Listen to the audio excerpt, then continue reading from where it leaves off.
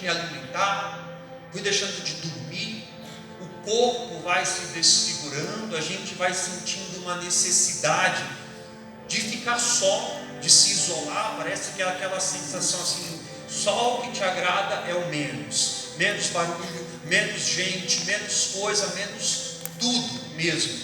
E para mim assim, uma das melhores horas do dia, a melhor, é quando eu terminava tudo, que eu chegava no meu quarto de noite, ali na minha cama encolhido, eu ficava pensando assim, meu Deus, como eu gostaria que não houvesse uma manhã, que eu precisasse acordar e tudo de novo, como eu queria não acordar.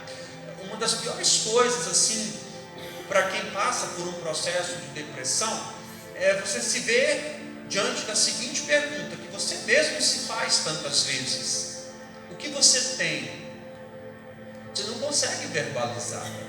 Você sabe que existe uma dor que consome, que dilacera, que fere, que machuca, que te tira alguma direção, só que você não consegue expressar isso com palavras. Eu lembro que eu saí de todas essas redes sociais, de Instagram, WhatsApp, porque até a mensagem, o barulho da mensagem chegando me incomodava. Eu ficava perguntando, o que será agora? O que tem que fazer agora? Sabe? Tudo era motivo de uma dor muito intensa.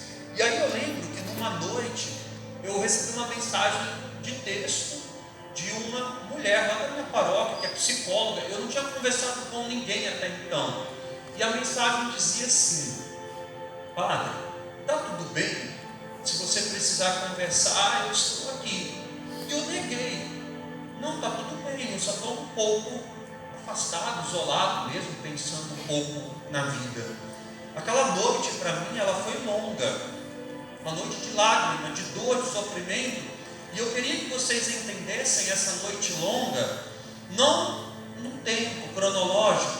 Uma noite que começa às 18 e termina às 6 da manhã, era reflexo da minha vida, da minha alma. Era uma noite que estava durando, que estava se arrastando, uma noite que me levou muita coisa embora mesmo, inclusive a minha vontade pela vida. Quando amanheceu o dia, eu também queria que vocês entendessem o amanhecer além de um tempo físico. Quando os primeiros raios assim me atingiram, eu mandei uma outra mensagem para ela dizendo assim: eu não estou bem, eu preciso conversar. E ela me chamou para ir lá no consultório dela. Eu não lembro de muita coisa que foi dita naquele momento, mas eu lembro que depois de ter chorado muito, eu olhei para ela e disse assim: eu vim aqui para você diagnosticar o que eu sei que eu tenho. Eu precisava ouvir dela o que eu estava passando, para reconhecer que eu precisava de ajuda, que a minha fé naquele momento se encontrava tão abalada que não era o suficiente. E aí, minha gente, eu comecei todo esse processo de terapia, de psiquiatra, de remédio para dormir, para me equilibrar emocionalmente, para que as coisas externas não me atingissem tanto. E o médico que estava me acompanhando, ele me recomendou me afastar um pouquinho da paróquia para evitar os problemas, os conflitos e tudo, até mesmo o remédio começar a fazer um efeito. E eu fui passar um tempo com meu irmão, que mora ainda na nossa cidade natal, lá no Espírito Santo. Sempre foi um lugar que me conectou muito com Deus, um lugar de descanso, um lugar que eu gosto de estar. Ele mora num lugar muito bonito também. E eu lembro que numa noite lá com o Maicon, eu chamei ele para assistir um filme. Eu juro por Deus assim, que a gente, vamos assistir esse filme. A gente sentou no sofá e assistimos este filme que veio ali. Esse filme, pela história que ele tem, ele poderia no primeiro momento até piorar ainda mais o que eu estava sentindo. É uma história triste. O nome do filme, de romance, pouco assim, se chama Como Eu Era Antes de Você. É um filme muito bonito, assim, que conta a história de um rapaz bonito, rico, que vivia sua vida intensamente, aproveitava cada instante que ele tinha. E por conta de um acidente, ele fica paraplégico e aí perde o gosto pela vida. Aí vai trabalhar na casa dele para cuidar dele uma moça com um potencial gigante, mas que vivia presa dentro de uma bolha. Ela não se permitia viver. Os dois se odeiam no primeiro momento, mas depois surge um sentimento muito bonito entre eles. E teve uma cena daquele filme que foi um divisor de águas na minha vida, ou como a mão de Deus estendida para me levantar e me tirar daquela situação que eu me encontrava. Ele estava sentado assim na cadeira de rodas, e ela sentada na frente dele, em cima de uma cerca, igual eu estou para vocês aqui. Aí, num determinado momento, assim, ele olha para ela e diz assim: sabe o que eu vejo quando eu olho para você? Ela para, pensa um pouco e responde: não me diz que é potencial.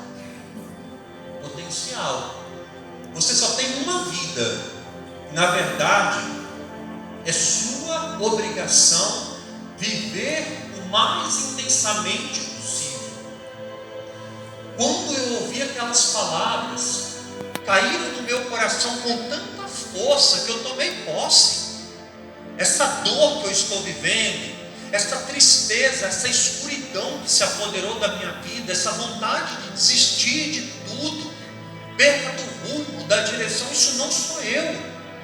Eu sei que eu sou muito mais do que isso. Então, apesar dessa enfermidade ter me levado tudo, eu peço que fique ao menos a esperança de acreditar nos dias melhores que vão chegar. Porque, gente, quem passa por isso, sabe, hoje se me perguntarem: você está bem? Eu estou bem, eu me sinto bem. Mas a tristeza chega de uma hora para outra. Você está ótimo e de repente você se vê abatido numa escuridão, numa tristeza que você não consegue explicar. Mas aí eu lembro: olha, você tem potencial e você vai viver intensamente. Porque deve ser muito triste a gente chegar no final de nossa vida e a gente olhar para trás e talvez ter aquela sensação: eu poderia ter vivido mais, eu poderia ter amado mais, eu poderia ter perdoado mais.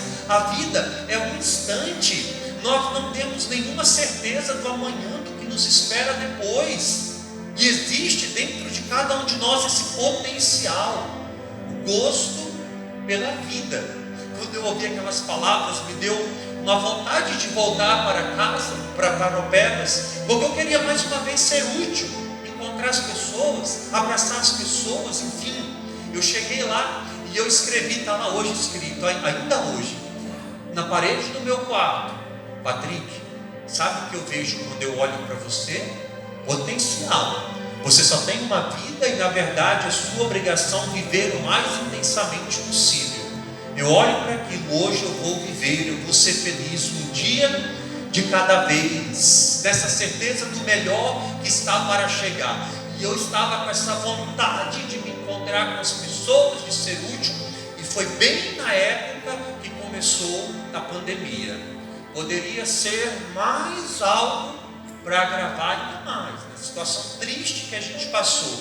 Paropebas de lockdown, semanas, a gente celebrando missa por uma câmera durante meses. Eu só saía de casa para ir para o hospital, dar unção dos enfermos nas pessoas, enfim.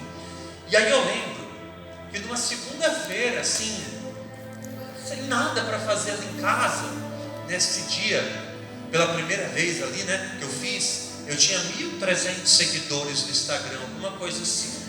Vou testar aqui essa caixinha de perguntas do Instagram, até para passar o tempo, para conversar com pessoas, e comecei a responder aquelas perguntinhas, e eu jamais poderia imaginar o quanto que Deus me levaria para tão longe.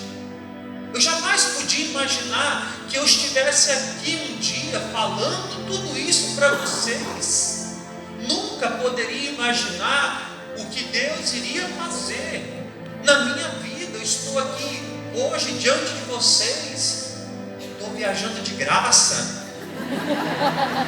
e eu vim aqui, gente, para isso, olhar para vocês e dizer isso. Sabe o que eu vejo quando eu olho para você? Potencial. A vida, ela é um instante, não deixa ela passar sem que você viva intensamente. Vai passando pela vida das pessoas, deixe marcas, florescendo, estendendo a mão para levantar quem está no chão. A sua vida é um dom, viva ela da melhor forma possível. combustível, cada instante você tem potencial. Viva cada instante da sua vida, para que possa valer a pena de verdade. Você tem potencial. Não deixe que ninguém te convença do contrário. Você só tem uma vida. Na verdade, é sua obrigação viver mais intensamente possível.